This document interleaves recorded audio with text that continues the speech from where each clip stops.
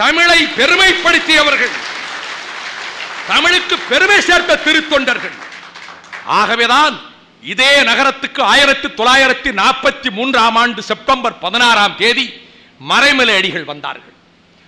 அந்நடைபெற்ற தமிழ் விழாவுக்கு காசு பிள்ளை தலைமை தாங்கினார். அங்கே மறைமலை அடிகள் வந்த வேளையில் அவருக்கு கொடுக்கப்பட்ட தலைப்பு தமிழ், தமிழரின் தோற்றம், வளர்ச்சி, இன்றைய சீரழிந்த நிலை. இதை பேசுவதற்கு மறைமலை அடிகள் இங்கே வந்தார். ஏராளமான மாணவர்கள் அவரை வரவேற்றார்கள். வரவேற்கின்ற பொழுது ராமாயணம் ஒழிக, ராமாயணம் ஒழிக என்று முழக்கமிட்டார்கள். அவர் மகிழ்ச்சியோடு தலையசைத்து மறுப்பு சொல்லவில்லை. பெரிய புராணம் ஒழிக, பெரிய புராணம் ஒழிக என்று குரல் எழுப்பினார்கள். அது வேண்டாம் என்று தடுத்தார். தங்குமிடத்துக்கு சென்றார்.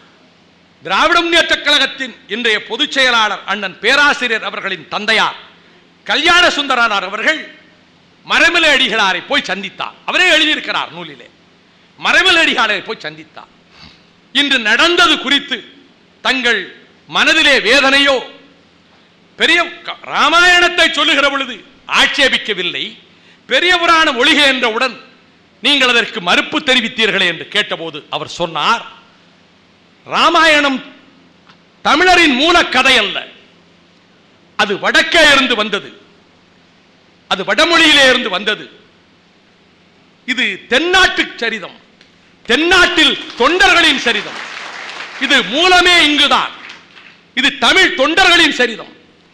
ஆகவே இரண்டையும் ஒன்றாக கருத எனக்கு இடம் தரவில்லை என்றார். சில தினங்கள் கழித்து பாவேந்தர் புரட்சி கவிஞர் பாரதிதாசன் அவர்கள் சிதம்பரத்துக்கு வந்தார்கள். அவரிடத்திலே சென்றவர்கள் பாவேந்தரிடம் இதை குறித்து கேட்டார்கள். மறைமலை அடிகள் வந்தார். ராமாயணம் ஒழிக என்பதற்கு அவர் ஆட்சேபிக்கவில்லை. பெரிய புராணம் ஒழிக என்றவுடன் அதற்கு மறுப்பு தெரிவித்தார் என்றவுடன் பாவேந்தர் சொன்னார், ஆழ்ந்த புலமையும் ஞானமும் மிக்கவர் மறைமலை அடிகளார். அவர் தென்னாட்டு தொண்டர்களாம் இந்த சிவ தொண்டர்களின் பெருமையை உயர்வாக கருதுகிறவர்.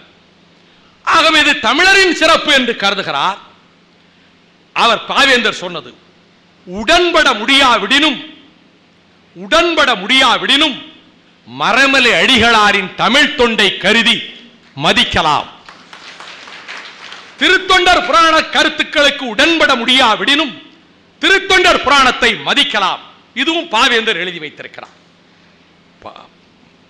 பெரியார் தாசனுக்கும் வைகோவுக்கும் பாதுகாப்பை பாவேந்தரே ஒவ்வொரு கட்டத்தில் ஏற்படுத்தி வைத்திருக்கிறார்.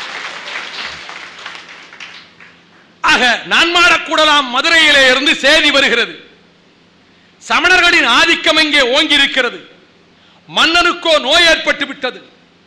ஆக சமணர்களின் பிடியிலிருந்து விடுவிக்க குலச்சரையாரும் மங்கையர்க்கரசி அம்மையாரும் செய்தி அனுப்ப திருஞான சம்பந்த பெருமான் புறப்படுகிறார்.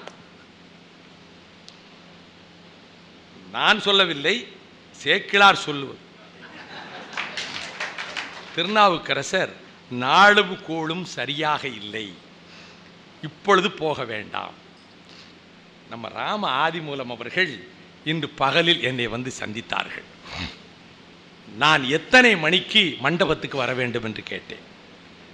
நீங்கள் 7 மணி அளவிலே புறப்பட்டால் போதும் என்றார்கள். நான் சொன்னேன், மற்றவர்கள் உரையாடும் போது பேசுகிற வேளையில் நான் வருவது சரியல்ல, அந்த மேடைக்கு சிறிது இடையூறு ஏற்படும், நான் முதலிலேயே வந்து உட்கார்ந்து விடுகிறேன், பெரியார் தாசன் அவர்கள் பேசுவதற்கு முன்பே நான் மேடைக்கு வர விரும்புகிறேன் என்று சொன்னேன். மாலை 3:45 தொடங்குகிறதே நிகழ்ச்சி, நான் 5 மணிக்கே வந்து விடுகிறேனே என்று. எக்காரணத்தை முன்னிட்டும் நீங்கள் 6 மணிக்கு முன்னர் புறப்படலாகாது என்றார். உடனே நான் கேட்டேன், என் நேரம் ஏதாவது சரியில்லையோ என்று கேட்டேன். ஆமாம், இன்றைக்கு ஞாயிற்றுக்கிழமை 4:30 முதல் 6 மணி வரை ராகு காலம். என்னுடைய பிடிவாதம், அப்படியானால் நான் 5 மணிக்குத்தான் வருவேன் என்பது என்னுடைய வழக்கம். ஆனால் ஒரு அவைக்கு செல்லுகிற பொழுது அவையினருடைய அவர்கள் உணர்வுகளை மதிக்க வேண்டும் என்ற எண்ணம் கொண்டவன். இந்த நேரத்தில் வேட்புமனு தாக்கல் செய்தால் வெற்றி பெற முடியாது என்று சொன்ன வேளையில் அதற்காகவே ராகு காலத்தை தேடி போனவன் நான்.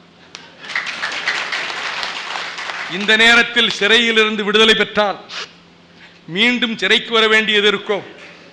எனவே 1 மணி நேரம் கழித்து சிறையை விட்டு வெளியே வாருங்கள் என்று வெளியிருந்து ஒரு தகவல் வந்தது என்று சிறை கண்காணிப்பாளரிடம் சொன்னபோது, அப்படியா, அப்ப இப்பொழுதே புறப்படுகிறேன் என்று புறப்பட்டு போறவன். இதற்காக இப்படி சேக்கிழார் விழாவிலே வந்து இப்படி பேச வேண்டும் என்பதற்காக வந்ததாக நீங்கள் கருதிவிடக் கூடாது. என்னை பாதுகாக்க சேக்கிழார் வருகிறார். அவர் சொல்லுகிறார், நாளும் கோளும் ஒன்று செய்யாது.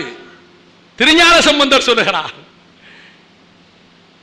வேயிறு தோழி பங்கன் விடமுண்ட கண்டன் மிக நல்ல வீணை தடவி மாசரு திங்கள் கங்கை முடிவேல் அணைந்து உள்ளம் புகுந்ததனால் ஞாயிறு திங்கள் செவ்வாய் புதன் வியாழன் வெள்ளி சனி பாம்பு இரண்டுடனே ஆசரு நல்ல நல்ல அவை நல்ல அடியாருக்கு மிகவே.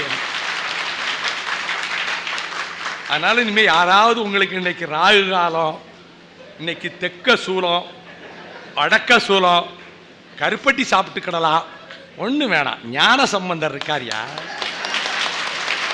ஞான சம்பந்தர் சொல்லி இருக்கிறார், வேயுறு தோழி பங்கன் விடமுண்ட கண்டன் மிக நல்ல வீணை தடவி மாசரு திங்கள் கங்கை முடிமேல் அணிந்தேன் உள்ளமே புகுந்ததனால் ஞாயிறு திங்கள் செவ்வாய் புதன் வியாழன் வெள்ளி சரிபாம்பு இரண்டுடனே ஆசரு நல்ல நல்ல அவை நல்ல நல்ல மிக அடியாருக்கு நல்லதுவே.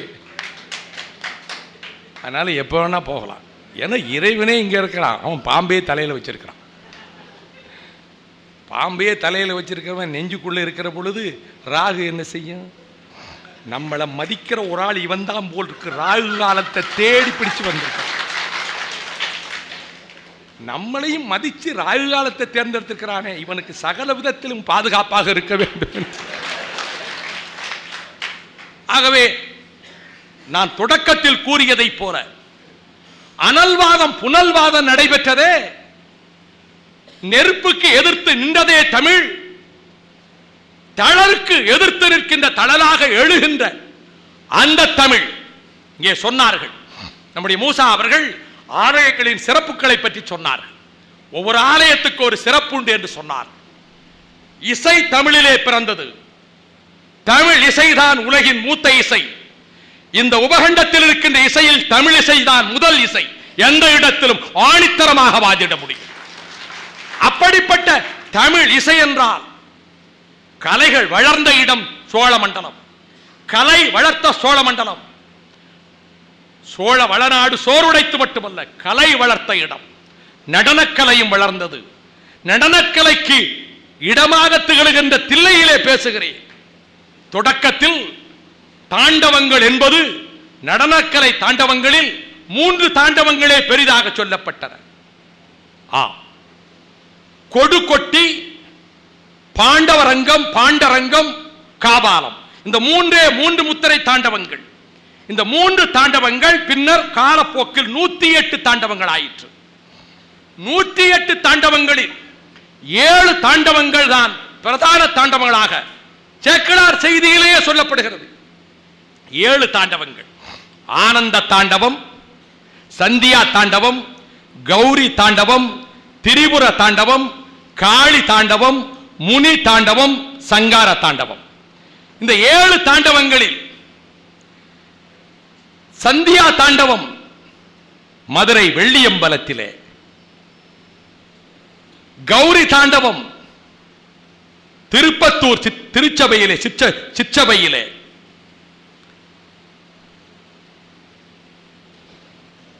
திரிபுர தாண்டவம் திருக்குற்றாலத்து சித்திர சபையிலே, திருக்குற்றாலத்து சித்திர சபையிலே, காளி தாண்டவம் திருவாலங்காட்டு ரத்தின சபையிலே, முனி தாண்டவம் திருநெல்வேலி தாமிர சபையிலே,